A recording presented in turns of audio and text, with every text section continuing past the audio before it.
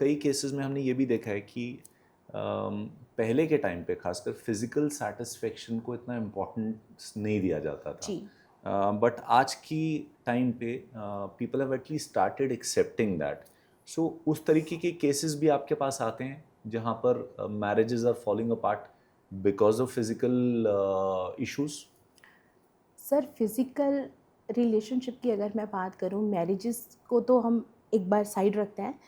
Anxiety depression के अगर मैं बात करूं फीमेल की, अगर फीमेल लेडीज़ मेरे पास आती हैं, हमारी ना जब हम लोग केस हिस्ट्री लेते हैं तो उसमें एक क्वेश्चन होता है कि आपकी सेक्सुअल लाइफ कैसी है. जी. ये क्वेश्चन पूछते ही बहुत बार ladies uncomfortable, they cried very badly. Okay.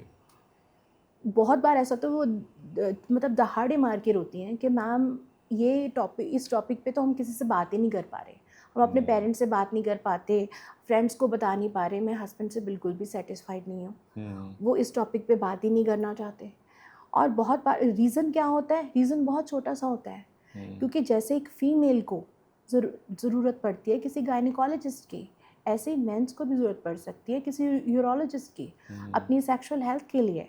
बहुत बार क्या है, इशू बहुत छोटा सा होता है, लेकिन मेंस को बहुत हेजिटेशन होती है कि मुझे यूरोलॉजिस्ट के पास नहीं जाना, किसी साइकेट्रिस्ट से बात नहीं करनी. बात कुछ नहीं होती, वो कई बार मेडिसिन की ज़रूरत ही नहीं होती. जितने भी सेक्सुअल डिसऑर्डर्स हैं वो 70% मेंस प्रॉब्लम जो है वो साइकोलॉजिकल हैं एंड 30% बायोलॉजिकल हैं, जिसमें मेडिकल रीज़न हो सकता है. लेकिन वो हेजिटेशन की वजह से डॉक्टर के पास जाते ही नहीं है. अगर हस्बैंड वाइफ दोनों मेरे सामने कपल थेरेपी में बैठे होते हैं तो वाइफ जो है वो बहुत खुल के बोल रही होती है और हस्बैंड बहुत अनकंफर्टेबल फील कर रहे होते हैं. उनको लगता है हमें इस टॉपिक पे बात ही नहीं करनी. दोनों फाइनेंशियली, सोशली, इमोशनली हर चीज़ से सेटिस्फाइड हैं, लेकिन फ़िज़िकल रिलेशनशिप जो है वो ठीक नहीं है.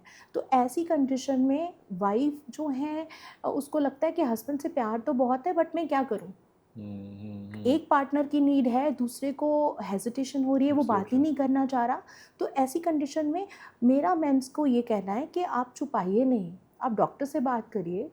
सबको पता होता है कि अगर फीमेल को गायनिकोलॉजिस्ट की ज़रूरत है तो आपको यूरोलॉजिस्ट की या साइकेट्रिस्ट की ज़रूरत पड़ सकती है. फिर एक और क्वेश्चन सामने निकल के आता है कि मेंस को ये समझ नहीं आता वो बात किससे करें. तो सेक्सुअल डिसऑर्डर्स की अगर मैं बात करूं या सेक्सुअल इश्यूज़ की बात करूं तो वहाँ पर सबसे पहले तो वो किसी साइकोलॉजिस्ट या साइकेट्रिस्ट से बात करें. 70% प्रॉब्लम जो है वो वही सॉल्व साइकोथेरेपी से ठीक हो जाती है, बिकॉज साइकोलॉजिकल इश्यूज़ जो हैं उनकी वजह से भी सेक्सुअल इंटरेस्ट कम हो जाता है.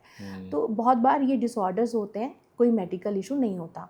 30% अगर आपको लगता है कि साइकोलॉजिस्ट को लगता है कि कोई मेडिकल इशू हो सकता है तो सब एक दूसरे के साथ टच में होते हैं, तो वहाँ पर आपको किसी यूरोलॉजिस्ट के पास या साइकेट्रिस्ट के पास रेफ़र कर दिया जाता है.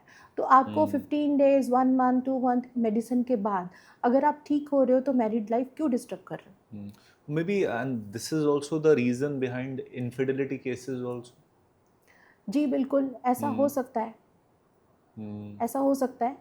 और बहुत बार क्या है कि पेशेंट खुल के बात नहीं करते, डॉक्टर के सामने भी चीज़ें नहीं आती, जिसकी वजह से हम लोग एड्रेस नहीं कर पाते. अगर ये चीज़ें खुल के लोग सामने बताएं तो बिल्कुल क्योंकि एड्रेस फिजिकल होती हैं. नीड्स तो दोनों पार्टनर्स की है, जी आप इग्नोर तो कर नहीं सकते जी कि आप सोचो कि only men has physical needs, even women has physical जी नीड्स.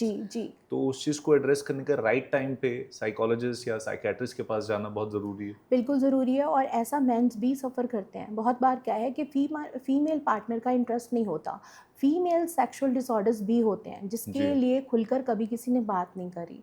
तो बहुत सारे फीमेल सेक्सुअल डिसऑर्डर्स ऐसे हैं, अगर फीमेल आके खुल के बात करें या अगर हस्बैंड सफ़र कर रहे हैं, उनको लगता है कि पार्टनर का इंटरेस्ट नहीं बनता, तो ऐसा हो सकता है कि उसको कोई साइकोलॉजिकल डिसऑर्डर हो, ऐसा हो कोई सेक्सुअल डिसऑर्डर हो, तो उसको एड्रेस हम कर सकते हैं.